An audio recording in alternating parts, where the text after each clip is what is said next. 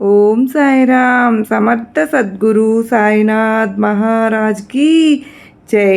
మన సాయి బిడ్డలందరికీ నమస్కారం ఫ్రెండ్స్.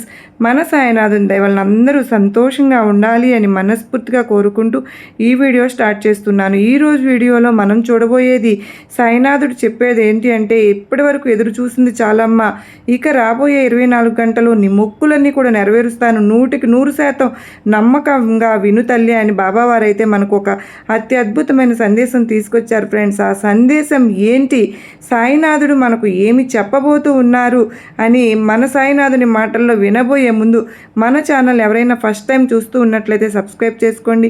మన వీడియోస్ నచ్చినట్లయితే లైక్ చేసి మరికొంతమంది సాయి బిడ్డలకు షేర్ చేయండి.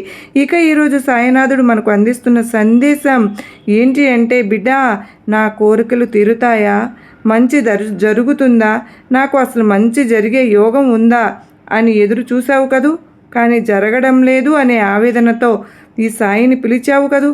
అందుకే నీకు నమ్మకంగా చెప్పడానికి, నీకు ధైర్యాన్ని నీలో నింపడానికే వచ్చానమ్మా.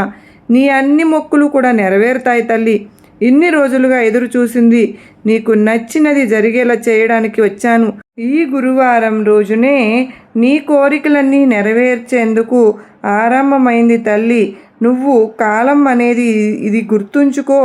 నీ సమయం అనేది నీకు మనసు ఉండగా నాకు ధన్యవాదాలు కూడా చెబుతావు. ఎలాగూ కారణంగాను నువ్వు మాట్లాడే మాటలు జాగ్రత్తగా మాట్లాడు అని నేను చెప్తూనే ఉన్నాను కదా.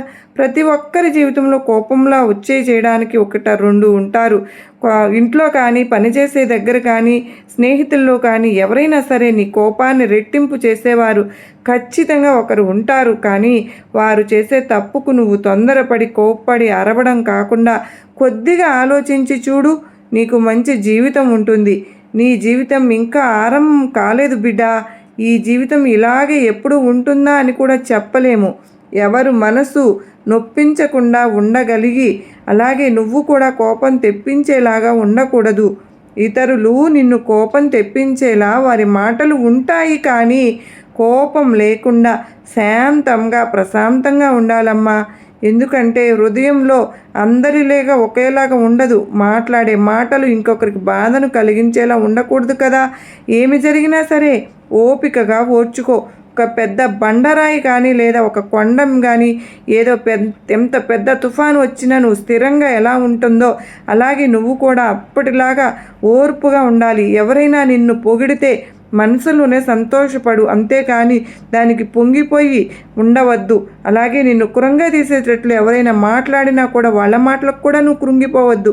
ఆ సమయం వచ్చినప్పుడు నీ యొక్క ప్రతిభను, నీ యొక్క సామర్థ్యాన్ని చూపిస్తానని నెమ్మదిగా నిదానంగా ఉండాలని పొగడ్తలను మైమరిచిపోయి, అలాగే ఇతరులు ఏదైనా సరే తిట్టినప్పుడు, అలా చేసినప్పుడు కృంగిపోతే నువ్వు గెలవలేవు.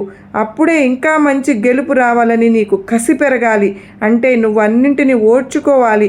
విజయం, మంచి భవిష్యత్తు వస్తుంది తల్లి. ఏ సందర్భం కూడా ఉండకూడదు అని, కోపం రాకూడదని గుర్తుంచుకో. నీ వాళ్ళు అనుకుని అందరినీ ఆదరించి ఒకరిని ఒకలా, ఇంకొకరిని ఇంకొకలాగా ఎప్పుడూ చూడవద్దు. అందరినీ సమానంగా చూడు. ఎందుకంటే ప్రతి ఒక్కరూ కూడా నీకు నచ్చిన వాళ్ళే, అందరూ నిన్ను మెచ్చిన వాళ్ళే. కాబట్టి అందరూ నీ వాళ్ళు అనుకో, అంతేకాని వేరుగా చూడవద్దు. నీ మనసు, నీ చేష్టలు ఎలా ఉంటాయో నీ జీవితం కూడా అలాగే ఉంటుందని గుర్తుంచుకో బిడ్డ. ఒక్కొక్కసారి ఒక్కొక్క పని పైన ఆధారపడి ఉంటుంది. నీ పనులే కనుక నీ ఆలోచనలు ఎలా ఉండాలి అంటే, పారిజాతపు పువ్వుల్లాగా సుగంధభరితంగా ఉండాలమ్మా. అన్ని విషయాలు అందరూ ఆనందించేలా ఉండాలి. అలాంటి పనులు నువ్వు చేస్తూ ఉండాలి. మంచి గుణాలు ఉన్నవారితో కొంచెం మంచిగా ఉన్నవారితో ఉండు. మంచి ఆలోచనలు వాళ్ళతో ఉండాలి. వాళ్ళ మంచి మార్పులు జరిగేలా చూసుకో. మంచి మనుషులతో స్నేహం చేస్తూ ఉంటే గనక, వారితో ఎక్కువగా మాట్లాడుతూ ఉంటే గనక దుఃఖాలను పోగొట్టుకొని మంచి ఆనందాన్ని పొందుతావని గుర్తుంచుకో.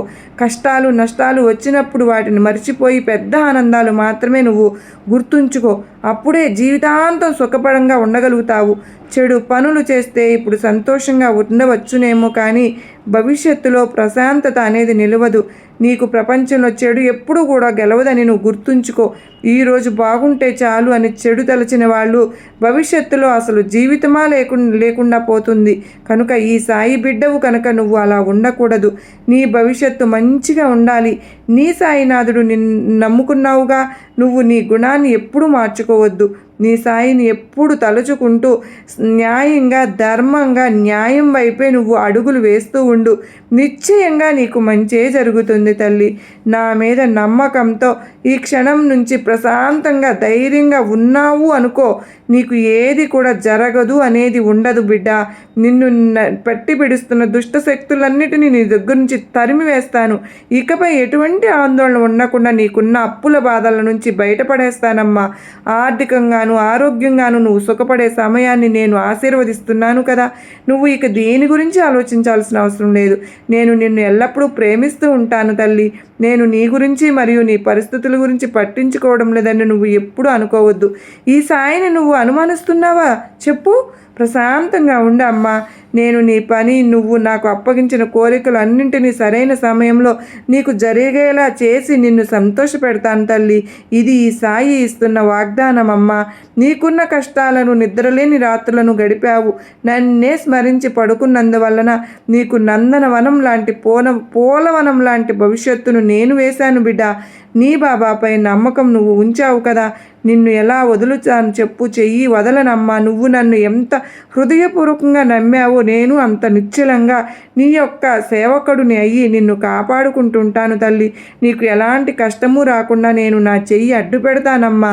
నువ్వు చేయవలసింది చెయ్యి. భయపడకు, స్థిరంగా ఉండు. నీ మనసును స్థిరంగా, విశ్వాసాన్ని కలిపి ఉంచుకో. చూస్తూ ఉండు. నా మాటలు విని ఎల్లప్పుడూ నువ్వు నీ వాళ్ళతో అనుబంధంగా, ప్రేమగా ఉండు తల్లి. అంతా నీకు శుభమే ఉంటుందమ్మా. నీకు ఏదైనా కష్టం వచ్చిందే అనుకో, ఆ కష్టాన్ని నా పాదాల చెంత వదిలి ప్రశాంతంగా ఉండు బిడ్డ. నీకు నిశ్చింతమైన జీవితం, నిరంతరమైన సంతోషం నేను అందిస్తాను తల్లి. ఈ సాయి నీతో ఉండగా నీకు భయం ఎందుకు బిడ్డ? చెప్పు. నీకు నా ఆశీర్వాదములు ఇస్తున్నాను తల్లి అని మన సాయినాథుడు మన కోసంగా ఎంతో గొప్ప అత్యద్భుతమైన సందేశాన్ని ఇచ్చారు కదా ఫ్రెండ్స్.